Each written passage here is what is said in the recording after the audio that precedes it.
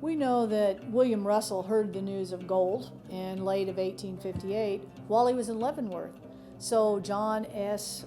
James and him decided to organize a stage and express line to run from Leavenworth to Denver.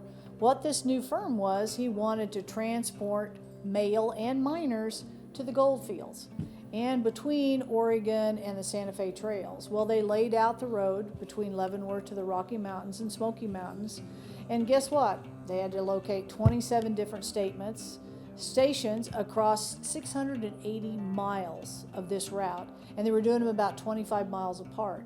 Well, third, they had to purchase 50 Concorde coaches costing $12,500 and 800 miles to pull these coaches. So they employed about 108 men for drivers. They had stock tenders, they had the harness makers, they had the blacksmith messengers, and they had the division agents because they wanted to have that clearly because they'd already kind of learned from the Pony Express how that was something that went on.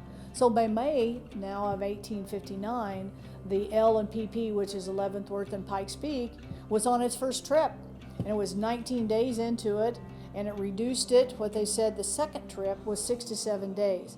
Now what they wanted to do was sell people the idea to get on the coaches for $125 and buy a passenger ticket, and they would take them out there versus them going with the wagons or going by themselves.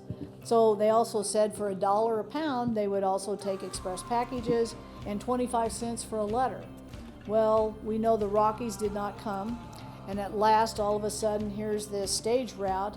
Instead of going that way, people said, oh, I want to go with the wagon trains. I want to go in the small parties. I'd rather go on horseback, or I'd rather do it myself. So they couldn't keep doing the passenger route anymore. So undaunted, as you know, Russell and Jones, they pushed it to even a bigger prize. They said, we'll do the Central Overland Mail route, and we want that contract.